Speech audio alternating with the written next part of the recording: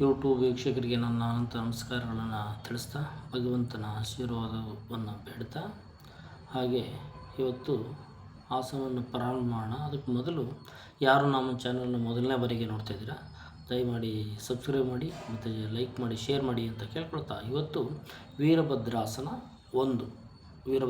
ಒಂದರ ಬಗ್ಗೆ ತಿಳ್ಕೊಳ್ಳೋಣ. ಅದರ ಉಪಯೋಗ ಏನೇನು ಅಂತ ತಿಳ್ಕೊಳ್ಳೋಣ, ಆಯಿತಾ? ಅದ್ರ ಉಪಯೋಗ ಏನು ಅಂತ ತಿಳ್ಕೊಂಡು ನಂತರ ಹೋಗೋಣ.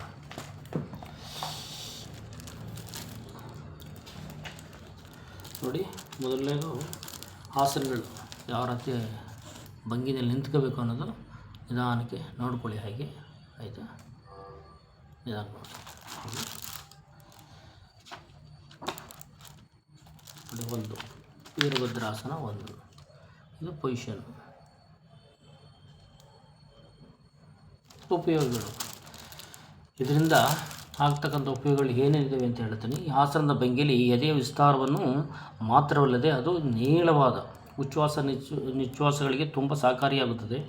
ಜೊತೆಗೆ ಈ ಆಸನಾಭ್ಯಾಸವು ಭುಜಗಳ ಮತ್ತು ಬೆನ್ನಿನಲ್ಲಿಯ ಪೆಡಸುತನವನ್ನು ಹೋಗಲಾಡಿಸುತ್ತದೆ. ಕಾಲಿನ ಹರಡು ಮತ್ತು ಮಂಡಿಗಳಿಗೆ ಬಲ ಕೊಡುತ್ತದೆ. ಕತ್ತಿನಲ್ಲಿರುವ ಬಿಗಿತನವನ್ನು ಕಳೆಯುತ್ತದೆ. ಅಷ್ಟೇ ಅಲ್ಲದೆ ಟೊಂಕದಲ್ಲಿ ಶೇಖರವಾದ ಕೊಬ್ಬಿನ ಭಾಗವನ್ನು ಈ ಆಸನವು ತಗ್ಗಿಸುತ್ತದೆ. ಆಯಿತಾ? ಇಷ್ಟು ಹೇಳ್ತಾ ಆಸನದ ಪ್ರಾರಂಭ ಮಾಡೋಣ.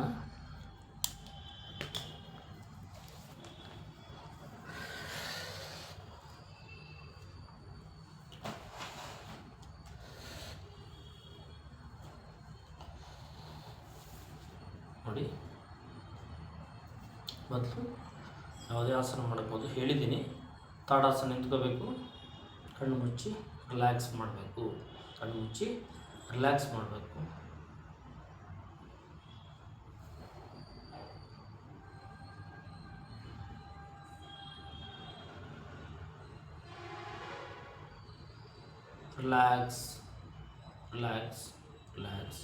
ಆಯಿತಾ? ರಿಲ್ಯಾಕ್ಸ್. ಹಾಗೆ ಕೈಗಳನ್ನು ನೋಡಿ, ನಿಧಾನಕ್ಕೆ ನೋಡಿ, ಕೈಗಳನ್ನು ಇರಬೇಕು. ಆಯಿತಾ? ನಿಧಾನಕ್ಕೆ ನೋಡಿ ಎಷ್ಟು ಸಾಧ್ಯನೋ ಅಷ್ಟು ಕಾಲನ್ನು ವಿಸ್ತಾರ ಮಾಡಿ. ಆಯಿತಾ? ನೋಡಿ, ಕಾಣಿಸಲ್ಲ ನಮಗೆ. ಆಯಿತಾ? ನೋಡಿ ಎಡಭಾಗಕ್ಕೆ ಎಡಪಾದವನ್ನು ತಿರುಗಿಸಿ ನೋಡಿ. ನಿಧಾನಕ್ಕೆ ನೀಯನ್ನು ಬೆಂಡ್ ಮಾಡಬೇಕು. ನೀಯನ್ನು ಬೆಂಡ್ ಮಾಡಿ ನೋಡಿ, ನಿಧಾನಕ್ಕೆ ನೋಡಿ. ಇದನ್ನು ಕೈಯನ್ನು ನೋಡಬೇಕು. ನೋಡಿ, ಹನುಮಾನ್ ರೀತಿ ನೋಡಿ, ಈಗ ನೋಡ್ತಾ ಇರಬೇಕು.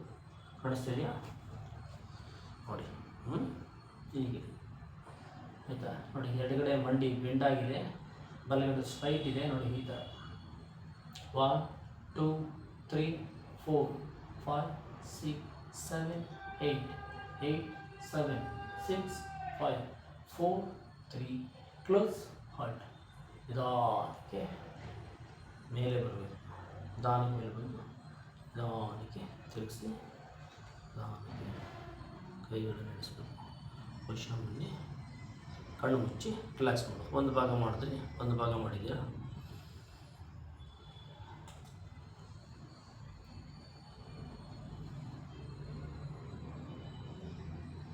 ರಿಲ್ಯಾಕ್ಸ್. ಹಾಗೆ ಇನ್ನೊಂದು ಭಾಗ ಮಾಡಬೇಕು. ಎರಡೂ ಕಾಲನ್ನು ಇರುತ್ತೆ. ಕೈ ಮೇಲೆ ಆಲ್ರೆಡಿ ಮೇಲೆ ಎತ್ಕೊಂಡಿರ್ತೀರಿ, ನೀವು ಗೊತ್ತಿರ್ತದೆ. ನಿಧಾನಕ್ಕೆ ತೋರಿಸ್ಬೇಕು. ಇನ್ನೊಂದು ಸಲ ನಿಧಾನಕ್ಕೆ ಎರಡೂ ಕಾಲನ್ನು ಮೇಲೆ, ಕೈಗಳನ್ನು ಮೇಲೆತ್ತಿ ಕಾಲನ್ನು ಜೋಡಿಸಿರಬೇಕು. ಕಣ್ಣು ಮುಚ್ಚಿ ಮಾಡಿ ನೋಡಿ. ಕಾಲನ್ನು ಓಪನ್ ಮಾಡಿ ನೋಡಿ. ಈಗ ಬಲಗಡೆ ತಿರುಗಿ ನಿಮ್ಗೆ ಕಾಣಿಸಲ್ಲ ಅಂತ ಸ್ವಲ್ಪ ಹಿಂದೆ ಹೋಗ್ತೀನಿ. ನೋಡಿ, ಈಗ ಬಲಗಡೆ ನೀಯನ್ನು ಬೆಂಡ್ ಮಾಡಬೇಕು.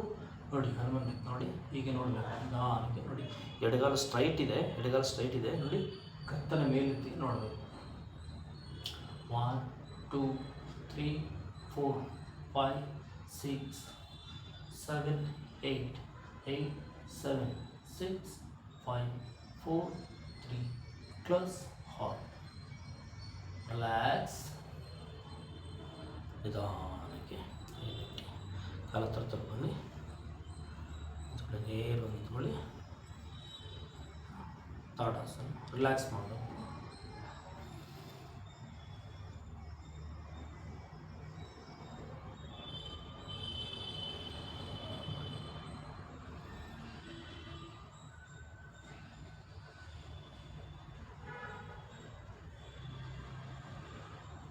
ರಿಲ್ಯಾಕ್ಸ್ ಹಾಗೆ ಮಾಡೋದಲ್ಲ. ವೀರಭದ್ರಾಸನ ಮಾಡೋದ್ರಿಂದ ಉಪಯೋಗಗಳನ್ನು ತಿಳ್ಕೊಂಡಿದ್ದೀರಾ.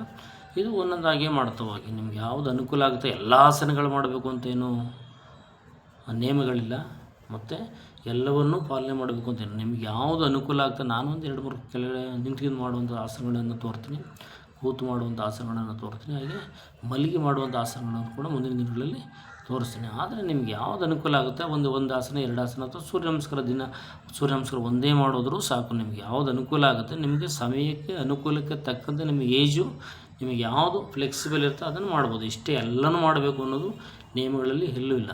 ಓಕೆ, ಇಲ್ಲಿವರೆಗೆ ವೀಕ್ಷಣೆ ಮಾಡಿದಂಥ ಎಲ್ಲ ಯೂಟ್ಯೂಬ್ ವೀಕ್ಷಕರಿಗೆ ನನ್ನ ಅನಂತ ನಮಸ್ಕಾರಗಳನ್ನು ತಿಳಿಸ್ತಾ, ಹಾಗೆ ಭಗವಂತನ ಆಶೀರ್ವಾದವನ್ನು ಬೇಡ್ತಾ, ಯಾರು ಮೊದಲನೇ ಬಾರಿಗೆ ನಮ್ಮ ಚಾನಲನ್ನು ನೋಡ್ತಾ ಇದ್ದೀರಾ ಸಬ್ಸ್ಕ್ರೈಬ್ ಮಾಡಿ, ಶೇರ್ ಮಾಡಿ ಮತ್ತು ಲೈಕ್ ಮಾಡಿ ಅಂತ ಕೇಳ್ಕೊಳ್ತಾ ಇವತ್ತಿನ ಎಪಿಸೋಡನ್ನು ಮುಗಿಸ್ತಿದ್ದೀನಿ. ಜೈ ಹಿಂದ್, ಜೈ ಕರ್ನಾಟಕ ಮಾತೆ. Thank you.